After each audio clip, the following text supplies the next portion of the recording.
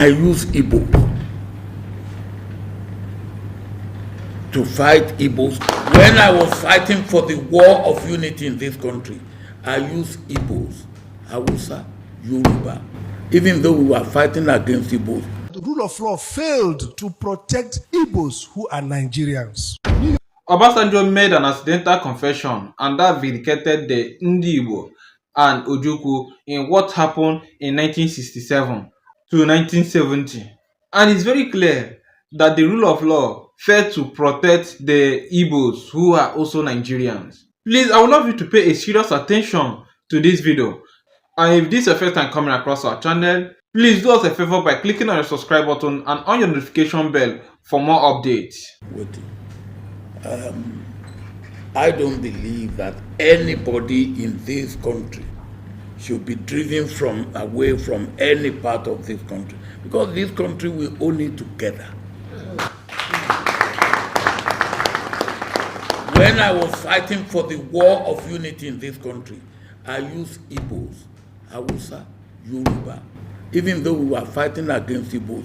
Not that you should go, but that you should come. And I use Igbo to fight Igbo'S to come. So if anybody says to me that then somebody should leave any place, now the one way says somebody should leave, now he go leave.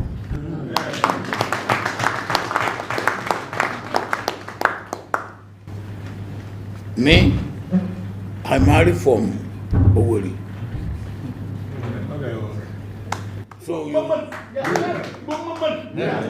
So what are you going to say? The pikin wey Owerri woman born for me, so it no be my own again. So where will you ask him to go? Huh?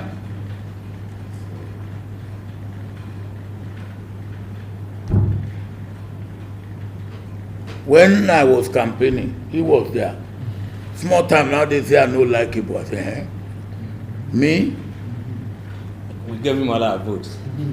I say I no like Igbo. So I said, how do I deal with this? And the thing was gaining ground. So I said, okay, we go to Owerri. After the campaign, I said I want to meet leaders of thought,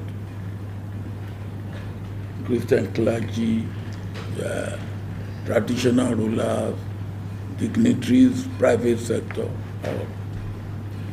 I took my son. And my son speaks Igbo with Owerri dialect. So, but he normally doesn't speak.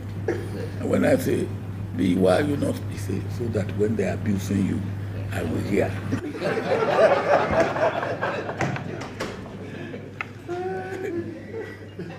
So I took him along. And after the campaign, we went into a room like this.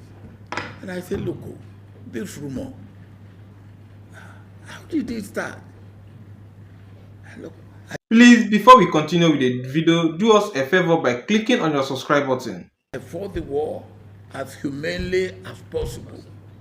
My best friend in the army are Igbo'S. Chukwuma Nzogu, Mikey Venso. What is all this? The first family that took care of me when I returned in 1959 was Hilary Njoku in your own place. What is all this? Not only do I like Igbo, I love Igbo. Let me wait now. I say, let me show you the evidence. B, yeah, then B broke into Igbo. So he spoke. I mean, I know get here for the language. So he spoke. One of the traditional rulers, he came to me. He said, Mr. President, please forgive me. Betty, you are a rascal. I said, if you say so. Now, but on a serious note, that's what we called you for. I want to learn from you.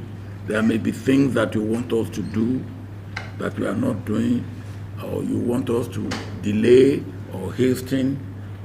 We can give you all the things now. We have halls, we have parking space, we have locked up, we have Clinic.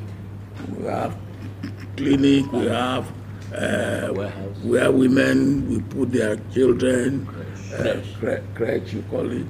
We have warehouse, we have garage, we have it all. Please, before we continue with the video, do us a favor by clicking on your subscribe button. We have hotel, both high level and low level. Well, I won't call it low level, I would say hostel. So if there's anything you want to say to me, oh yeah.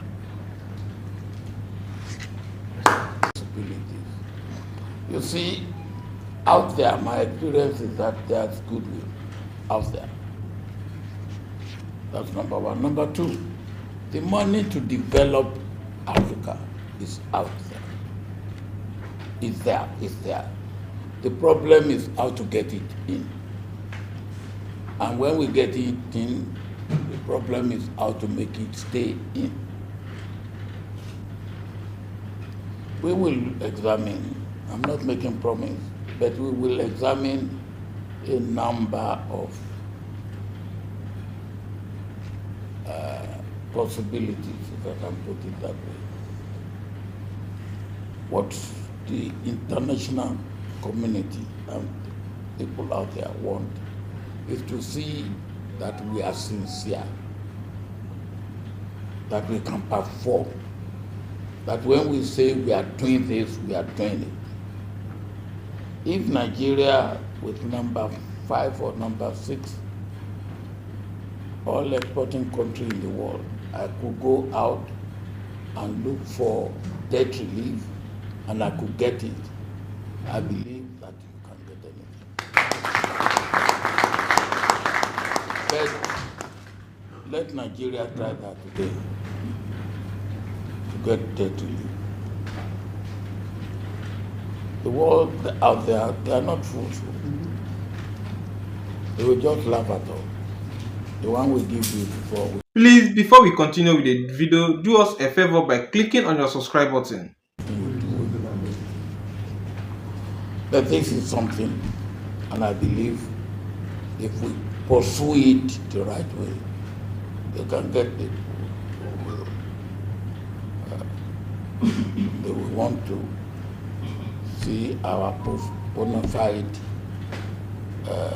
integrity, honesty, and so I take note of that. Because of Nigeria's crisis of formation, the Igbo'S inevitably somehow became victims. If you read Soyinka's The Man Died, he lamented that he was in prison with northern soldiers who were accused of killing Igbo'S. And he was shocked how they were treated with royalty. That was The Man Died, written many years ago. And that the problem was that rule of law failed to protect Igbo'S who are Nigerians. New York Times reported vividly what happened in Kanu Airport, where the plane landed and the soldiers gone and shot every Igbo man. So really, it's historical to say there is no cause for action. It's not totally true that we suffer nothing. The question is, how do we understand it and respond to it? So the Civil War was not one kind of nonsense. It was a failure of the Nigerian state to address a problem using rule of law. This crisis we are facing today is a culmination of failure of leadership, failure to protect citizens, failure to respond to their concern. Then people who have other interests leverage on that failure and cause problems. That was what happened in 1967. That's what happened again. The state fails to protect citizens, then people take advantage of that failure and led citizens to actions that were not properly thought about. Now let's look at the sit at home. And again, I totally disagree. I was, as a human rights fighter, I fought for everybody, whether you are IPOB or not. But when they started with ECN, I was clear that I oppose it. Why? You cannot have a private militia to solve a problem. The problem is the government in Southeast that should design a response. Not few individuals who now use an opportunity and create an army. That's where got it wrong. And everything that happened afterwards was a failure of both governors to respond and failure of private actors, even if those people are doing harm to our economic value. Why would anybody say don't go to school on a Monday? Why would anybody say don't go to work on a Monday? That is self-inflicted harm. It was avoidable. It was useless because even if we shut down the Southeast, Nigeria will not shut down. It was evil to subject Southeast to the Monday sit at home. We lost human capital. We lost economic value. Even our education, maybe we should investigate whether outcomes in WAEC have been affected by that degradation. And it was senseless. It didn't amount to any strategy. It didn't lead to any victory over Nigeria. It's like stupid people digging holes and jumping in and digging and going down. The quality of conversation has been extremely valuable, intelligent, and wise. So again, here Igbo conversations. And I like the point about Izukaman and Neji. Two things. Izu is important. And of course, the best place to have conversation is among brothers. Because it may be hard, it may be, but because you are bound by brotherhood, blood. Even if your brother doesn't like the truth, he will not kill you. He will accept the truth or think through it or disagree. I know a lot of people might be asking why did I mention it to be an accidental confession? Yes, I use the word accidental confession because he never expected to speak about it in such way and in such an open place. That is just it. So that's why he twisted it and said that he used the Igbo'S to fight the Igbo'S to come close, not to go away. But actually, that's what not happened. You can still marry from Britain and still don't want Britain. Yes, because at the end of the day, after they have fought the war, they are now trying to find inclusiveness, trying to use one person to lure one another just to make sure that they find inclusiveness so that they will be exempted because they were scared that there is going to be another breakout because they never really trusted the Igbo'S. They never really trusted that Ojukwu will definitely hands up from it. And that's why Gowon really blamed Ojukwu for the 1960 to 1970 genocide because that is genocide. It's not really war. It is really called genocide because of that genocide. And I will play that video someday. I'm going to give a full historical video about what happened. So stay tuned and subscribe to this channel so that you will be among those that will know the history. So back to what I'm saying. They were trying to find inclusiveness. So Gowon really blamed. And to me, I feel like what really happened then is something that have never happened before. And the Igbos were very resilient. And that's why when Obasanjo is saying, they really know what happened. Rather, they don't want to speak the truth because they are scared of what might happen next because they don't want what have already happened before to happen again. But come on, we just want the truth. Something will never happen again because we are in the modern world. There is a more civilization now than then. So a lot of young youth doesn't want to go into that. So nobody is calling for war these days. Nobody is calling for anarchy, and nobody calling for a parallel government like the way Tinubu them did in the time of Goodluck Jonathan. Nobody is calling for that. But rather, we the Igbos, we want inclusiveness where everybody will be treated fairly. Because what is still happening today is that the Nigerian Constitution, which is being decorated and being written by the military regime in 1999, is the problem of what is still happening in Nigeria. And we have already left the military regime since then. So why won't us go back to civilian regime and rewrite that constitution so that it will have inclusiveness of everybody, both the Hausa, the Yoruba, and the Igbos together? It will have the interest of one people all together. But because of that, so they are also scared, to amend the constitution because they are not dwelling in that illusion that the Yorubas are too clever, which is the Hausa still believe, and they believe that the Igbos still want to dominate. So that has been the irony of what has been happening